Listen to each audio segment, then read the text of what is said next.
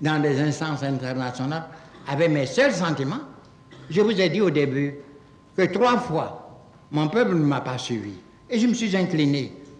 Le peuple, aujourd'hui unanime, veut, et nous avons tenu notre pré-congrès à Yamoussoukro, veut redevenir ce qu'il est. C'est-à-dire un peuple libre, souverain, qui a droit à être respecté par qui il respecte les autres.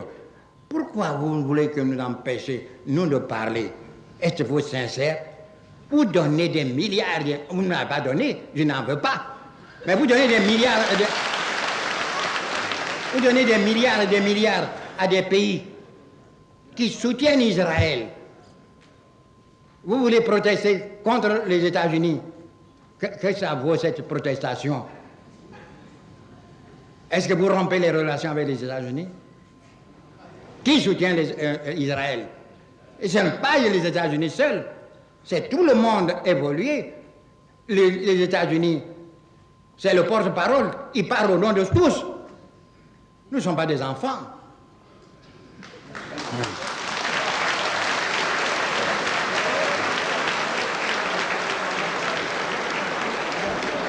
Nous rendrons de meilleurs services à la cause palestinienne, libre, d'engager les discussions, nous aussi. Est-ce que vous saviez que les présidents, les premiers ministres israéliens venaient jusqu'à me solliciter des avis à Abidjan et à Genève où je m'étais retiré? Mais depuis 1963, je ne dis plus rien. Je suis muet. Et qu'est-ce que ça vous a profité, ce mutisme d'Oufoué? Oufoué veut parler.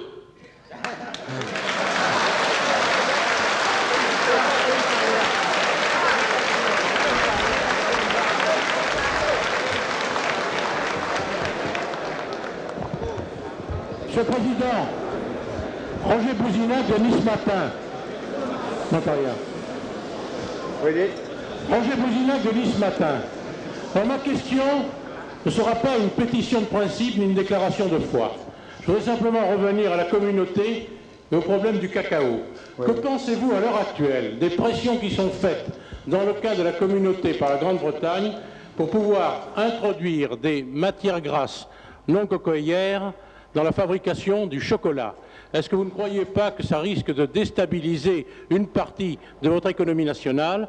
Est-ce que vous avez l'intention de réagir avec la vigueur que l'on vous connaît et peut-être avec l'appui des amis que vous comptez dans la communauté européenne? C'est déjà fait. Nous n'avons pas attendu le Congrès. C'est déjà fait. Tous nos ambassadeurs sur place protestent.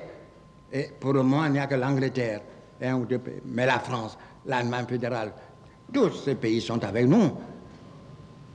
Déjà, il y a baisse du prix de nos produits. Et si on introduit maintenant de la graisse végétale, eh bien, on va réduire la production. Nous avons diversifié la production agricole chez nous sur le plan de la qualité, sur le plan aussi de la quantité. Il faut qu'ils produisent, même si on ne les paye pas ce qu'ils peuvent, ce à quoi ils doivent prétendre, qu'ils produisent le maximum. Je vais vous dire une chose. J'ai dit que je ne voulais pas du triomphalisme, mais nos paysans reçoivent combien?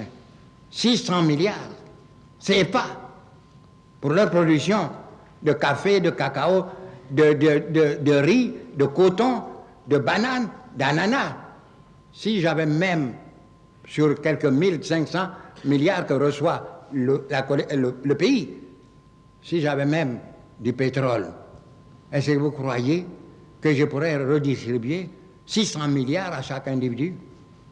Non. C'est là la figure de la Côte d'Ivoire.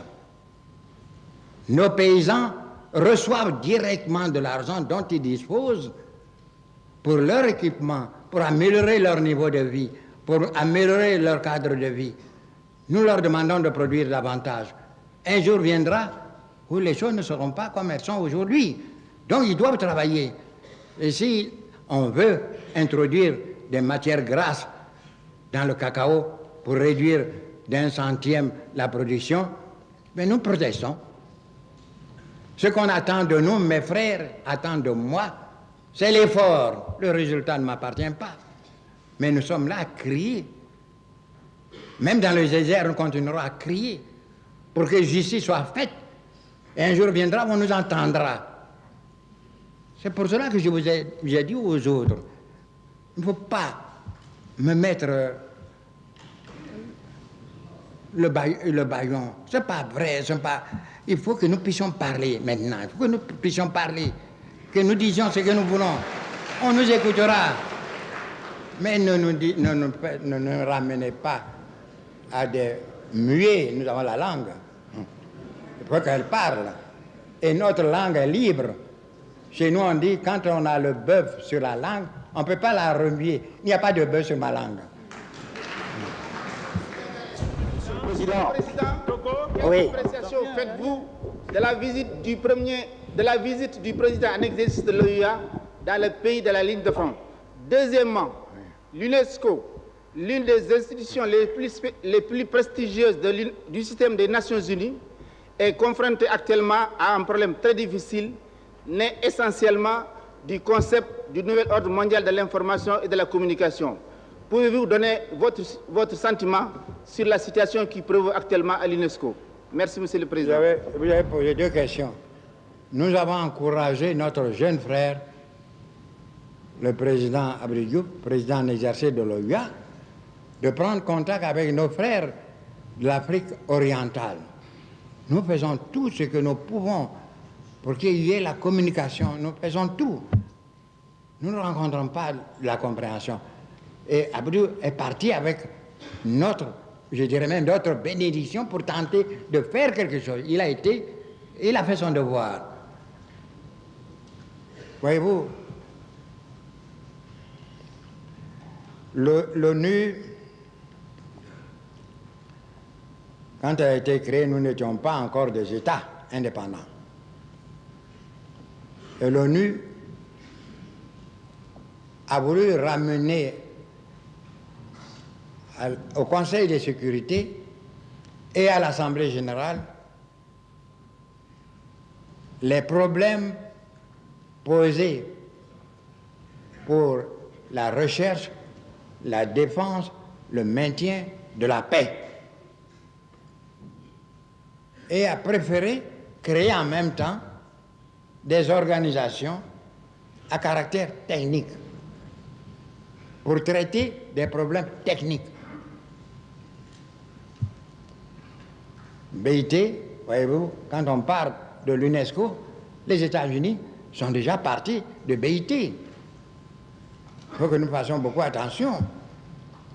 Alors, il y a certains, vous savez, j'ai mon franc-parler, Mbo est un ami à moi, il a fait ce qu'il a pu. Il ne faut pas confondre les problèmes politiques avec les problèmes techniques. Les organisations techniques sont au bénéfice de nous autres, pays en développement. Vous croyez que la Russie, les États-Unis, la France ont besoin de l'UNESCO pour faire avancer la science et la technique? Non, c'est pour nous. Alors nous devons traiter ces problèmes techniques. On a introduit ce problème malheureux, le problème de l'information.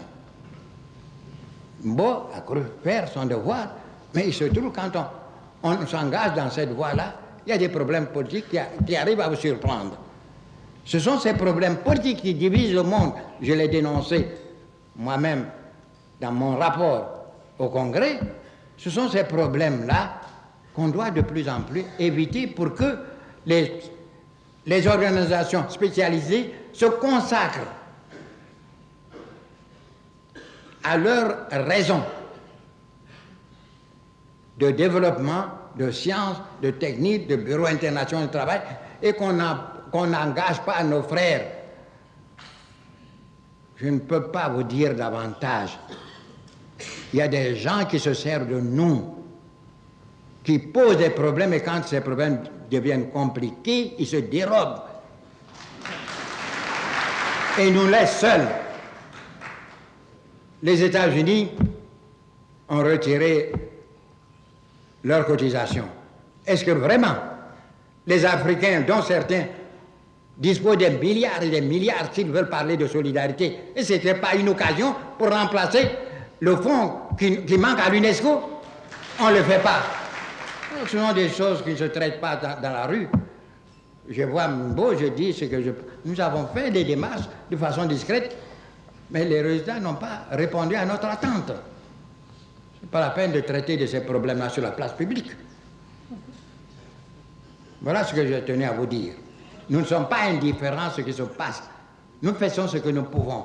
Mais on a affaire, nous ne sommes que des petits pays. On ne cache pas le soleil avec la main. Il y a des réalités avec lesquelles il faut compter. Ne nous décourageons pas et ne prêtons pas le franc à ceux qui nous critiquent. Oui. Non, ne parlez pas tous ensemble. Monsieur le Président, j'ai 80 ans, mais je ne suis pas fatigué. Je resterai ici avec vous jusqu'au soir. Monsieur le Président, Monsieur le Président, Dakar. ces derniers temps, quelques pays de notre sous-région ouest-africaine ont été l'objet d'attentats, d'explosions, de sabotage.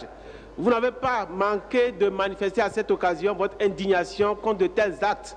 La paix, vous avez l'habitude de le dire, ne doit pas être un mot, mais un comportement. Votre réaction à cette situation témoigne de votre profond amour de la paix et de la sécurité des peuples.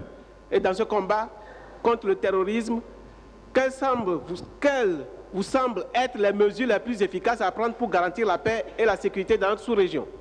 Togo. Voyez-vous, le terrorisme, les plasticages, les bombes ne sont pas dans nos mœurs, nous Africains. L'ennemi, s'il y a, c'est de face qu'on l'aborde. La paix est une. Mais avec ces bombes qui n'épargnent pas des innocents, quand une voiture piégée sème la mort, on ne voit pas le résultat auquel on veut aboutir, parce que ça ne change rien aux solutions des problèmes posés.